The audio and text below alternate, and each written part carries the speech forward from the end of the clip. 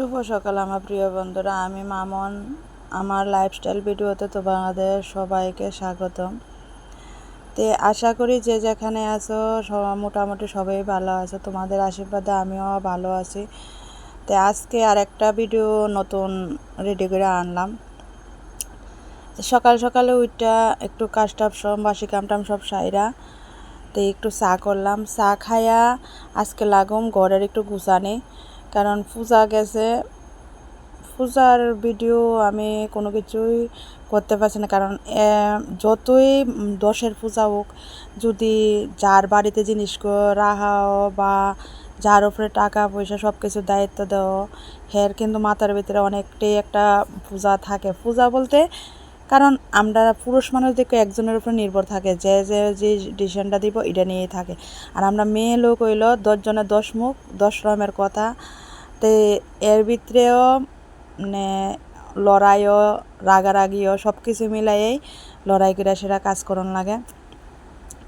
এই চাপটা আসলো পুরাটা আমার উপরে। আরেক কথা হইল টাকা পয়সারও ভেজাল বা ইডা কেউ নি 10 টাকা এদিকে তেদিকে হইল, কেউ নি কোনো কিছু কয়, এটারও একটা চিন্তা। তো এরকম করতে করতে পূজাপালির আমার অনেকটা চাপ গেছে। আমি আর একটু শুধু ভিডিও করছি, এটা রিল ভিতরে ছাড়লাম। আমি বড় ভিডিও করতে পারছি না ব্লগের ভিতরে ছাড়ানোর মতন।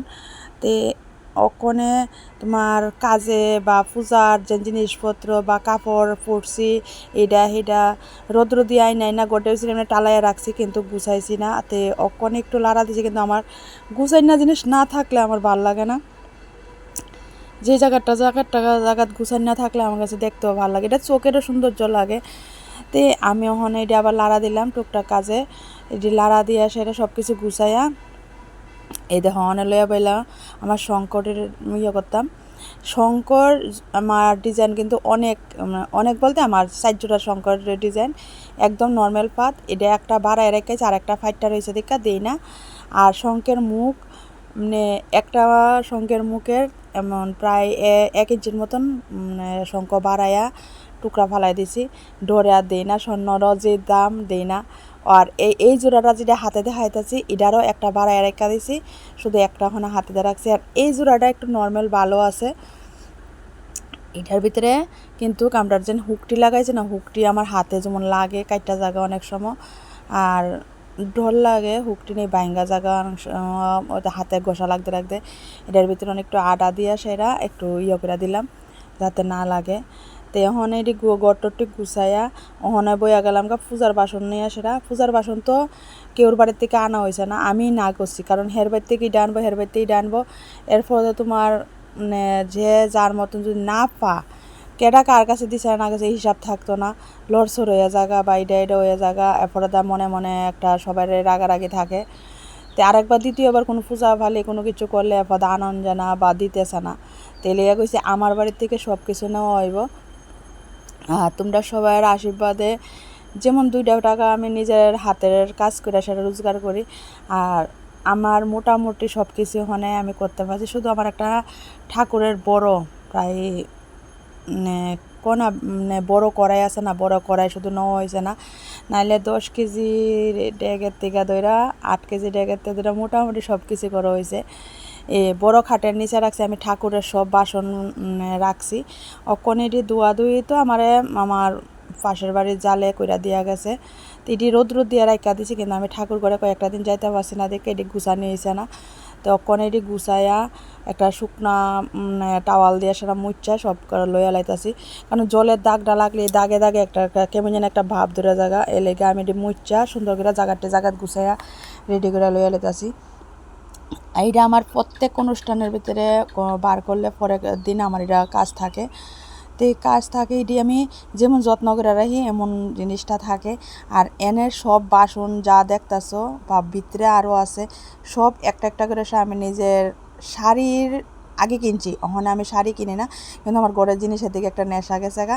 আর এন থেকে শুধু একটা এই যে হাতে দেখলা কুলারা আমার শাশুড়ি আমার মেয়েরে করছে, মেয়েরে কইরা দিছে। আমার মেয়ে এই সময় নাচ শিখতো, এই সময় নাচের একটা প্রোগ্রামের ভিতরে কুলার খুবই দরকার। এরপর আমার শাশুড়িটা লগে আইনা দিছে নাতিনরে।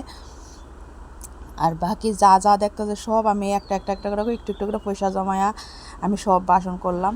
শুধু অনেকটা কড়াইটা বাকি রয়েছে, কড়াইটাও করতে পারতাম, কিন্তু আমার হাজব্যান্ড যদি একটু আমার লগে জোর দিত, কিন্তু আমার এত সম্বল নাই করোনার মতন।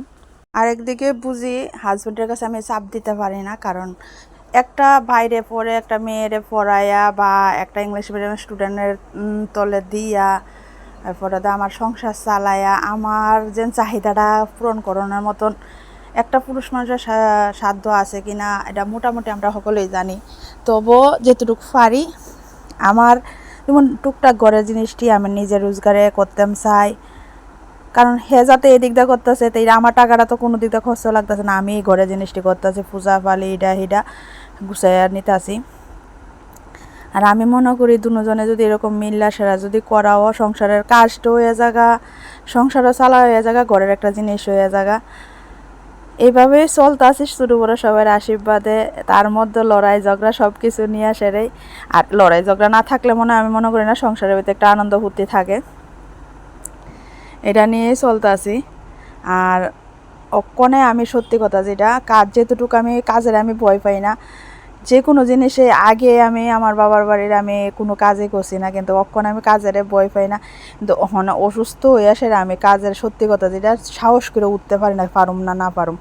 তো তোমরা লোক কথা কইতে ঘরের কাজকর্ম সব সাইরা ওখানে রেডি হইয়া বাইরে গেলাম হাজব্যান্ডের সাথে। হাজব্যান্ডের বন্ধুর মা মারা গেছে, তাই আজকে অফিসের আয়োজন আমরা বাড়ি থেকে দেওয়া হইব। তাই আমরার ভিতরে কিন্তু ছেলেরই দে, মেয়েরা দেয় না, কিন্তু হাজব্যান্ডও করতেছে যাওয়ানোর লেগে, কারণ মারা গেছে পরে আমি আর গেছি না। আর তার লগে বন্ধুত্বর রিলেশনটা আমরা খুবই গুরুত্ব মানে কী কমো একদম ক্লোজভাবে আমার হাজব্যান্ড আর এজেন্ট ভাই তাই না খুবই বন্ধুত্বটা। তো এখানে আমরা একটু ফল টল কিনা বাড়ির থেকে একটু দূর টুত লইয়া নিলাম, আর একটু কিছু ফল টল কিনছি, কিনা সেরা আয়া ফেলাম তারা বাড়ির। তাই একটু কথাবার্তা কইতেছি বৃহস্পতিবারে কাজ টাজ এসব কাজের ব্যাপারে কথাবার্তা কইতেছে। আর তারও মানে মাসিমণির তলে খুবই পয়সা ভাঙছে, খুবই যত্ন করছে।